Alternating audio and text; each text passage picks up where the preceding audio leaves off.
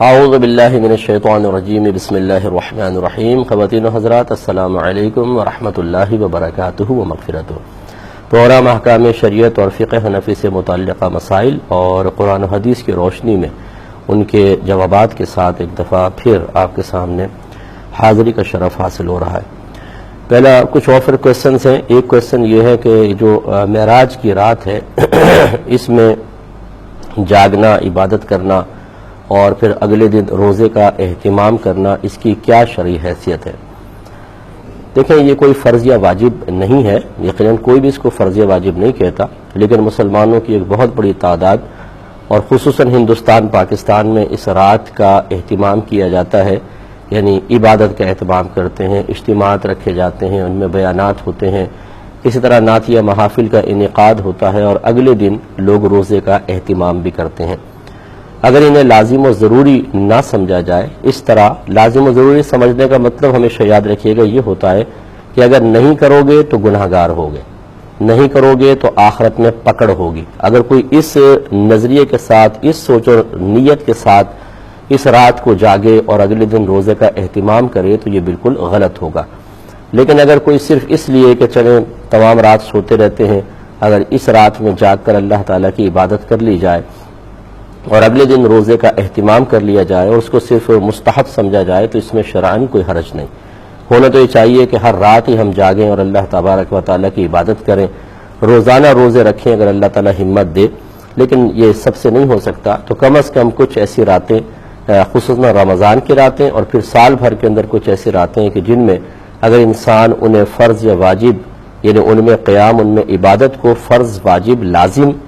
سمجھ کر نہ کرے، صرف مستحب سمجھ کے کرے تو اس میں شرعاً کوئی حرج نہیں ہے۔ بعض لوگ کہتے ہیں اس رات میں جاگنے کی کوئی فضیلت بیان کریں، اگلے دن روزہ رکھنے کی کوئی فضیلت،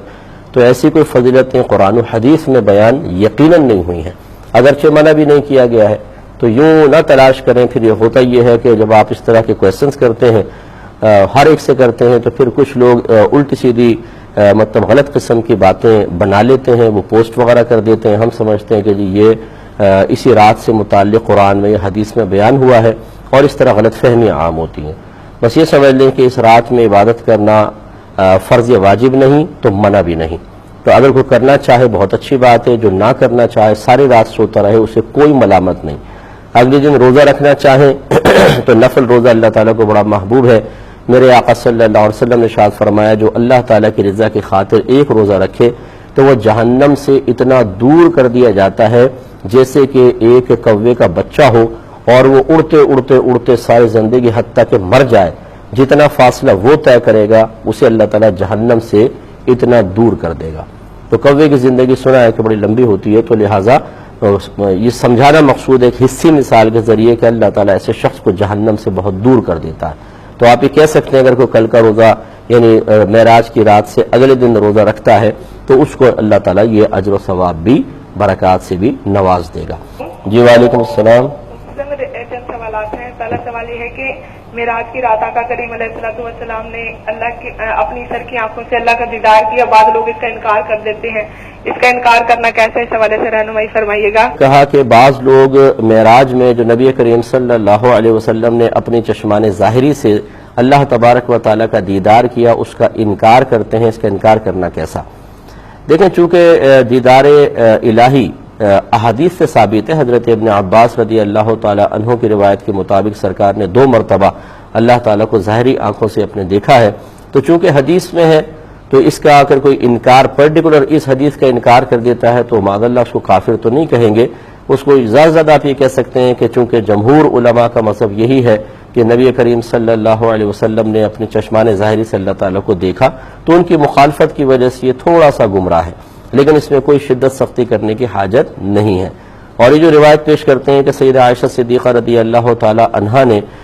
فرمایا کہ جس نے یہ کہا کہ نبی کریم صلی اللہ علیہ وسلم نے اپنے رب کو دیکھا اس نے بہت بڑا جھوٹ باندھا، کیونکہ کوئی آنکھ اللہ تبارک و تعالیٰ کو نہیں دیکھ سکتی، لا تدرکہ الابصار۔ پھر وہ آیت سیدہ عائشہ صدیقہ رضی اللہ تعالی عنہا نے پڑھی۔ پھر اس حدیث کو پیش کرتے ہیں کہ دیکھیں سیدہ عائشہ تو منع کر رہی ہیں، سوال یہ پیدا ہوتا ہے کہ سفر معراج کب ہوا تھا اور اس وقت سیدہ عائشہ صدیقہ رضی اللہ تعالی عنہا کی عمر مبارکہ کتنی تھی، ذرا یہ بتائیے۔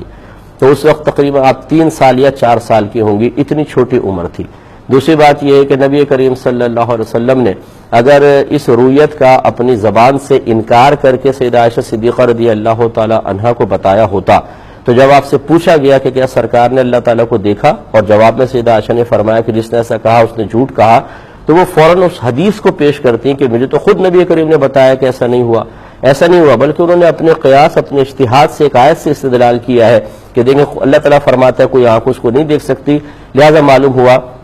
کہ سرکار صلی اللہ علیہ وسلم نے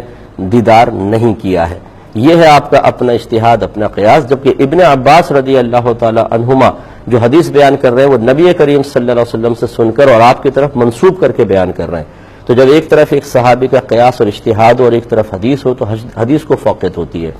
پھر سیدہ عائشہ صدیقہ رضی اللہ تعالیٰ نے تو ویسے چھوٹی، اور پھر گھر میں خاتون تھیں، گھر میں تھیں، اور صحابہ کرام علیہم رضوان باہر تھے، اور نبی کریم صلی اللہ علیہ وسلم نے معراج کی جتنی بھی احادیث آپ دیکھ لیں وہ صحابہ کرام کے سامنے، لوگوں کے سامنے بیان فرمائی۔ گھر سے حدیث کو ثابت نہیں ہے، یعنی اس طرح تفصیل سے کہ کوئی سرکار نے گھر میں جا کے بیان کی اور وہاں سے وہ حدیث باہر آئی ہو۔ چنانچہ معلوم ہوا کہ سیدہ عائشہ صدیقہ رضی اللہ تعالی عنہا کے سامنے وہ حدیث نہیں بیان ہوئی ہے، آپ اپنے قیاس سے کہہ رہی ہیں، جبکہ ہمارا عمومی قیاس یہ کہتا ہے کہ جب صحابہ کرام کے سامنے بیان کی تو چونکہ وہ انہوں نے سنا اور صحابہ کے مابین، مردوں کے مابین ہی سرکار نے کلام فرمایا تو ان کی گواہی زیادہ معتبر ہوگی۔ پھر اگر آپ تھوڑا سا نظر عمیق سے دیکھیں تو ان دونوں اقوال میں، دونوں چیزوں میں کوئی تفاوت نہیں، کوئی ٹکراؤ نہیں، کوئی اختلاف نہیں، کوئی تنافی نہیں ہے۔ وہ اس طریقے سے کہ ادراک جو ہے، ادراک اس کا مطلب ہوتا ہے احاطہ۔ جو یہ آیت کہہ رہی ہے کہ لا تدرکہ الابصار، کہ اللہ تعالیٰ کو کوئی آنکھ نہیں دیکھ سکتی، آپ ترجمہ اس طرح کر سکتے ہیں، لیکن جب آپ ٹیکنیکلی طور پہ دیکھیں گے تو لا تدرکہ کا مطلب یہ ہوگا کہ کوئی آنکھ اللہ تبارک و تعالیٰ کی ذات کا احاطہ نہیں کر سکتی، یعنی اس طرح ہم اللہ تعالیٰ کو نہیں دیکھ سکتے کہ اس کی ذات پوری نگاہ کے دائرے میں آ جائے۔ جیسے یہ پین ہے، یہ میری نگاہوں کے دائرے میں پورا نظر آ رہا ہے، آپ کو بھی آ رہا ہوگا، لیکن اگر میں اپنا ہاتھ اپنی آنکھ کے بالکل سامنے کر کے دیکھوں تو ہتھیلی اب بھی نظر آئے گی، لیکن میری آنکھ کی روشنی یا میری آنکھ کی جو بینائی ہے وہ پوری ہتھیلی کا احاطہ نہیں کر رہی، نظر آ رہا ہے لیکن احاطہ نہیں ہے، ایک مختصر حصہ نظر آ رہا ہے۔ تو بس ان دونوں میں کوئی ٹکراؤ نہیں۔ نبی کریم صلی اللہ علیہ وسلم نے جو بیان فرمایا کہ میں نے اللہ تعالیٰ کی زیارت کی، اس سے مراد یہ تھا کہ اس طرح دیدار کیا کہ آنکھ نے احاطہ نہ کیا۔ اور میری والدہ سیدہ عائشہ صدیقہ رضی اللہ تعالیٰ عنہ جس رویت کا انکار کر رہی ہیں وہ رویت ہے کہ جس میں آنکھ اللہ تعالیٰ کی ذات کا احاطہ کر لے۔ تو آپ اندازہ کر لیں کہ رویت کا دونوں جگہ انکار نہیں ہے، اگر ادھر اقرار ہے تو وہ اقرار کے احاطے کے بغیر زیارت، اور سیدہ عائشہ جس دیدار کو منع کر رہی ہیں وہ ہے جو احاطے کے ساتھ ہو، تو لہذا تفاوت کوئی بھی نہیں ہے، دونوں میں تطبیق ممکن ہے۔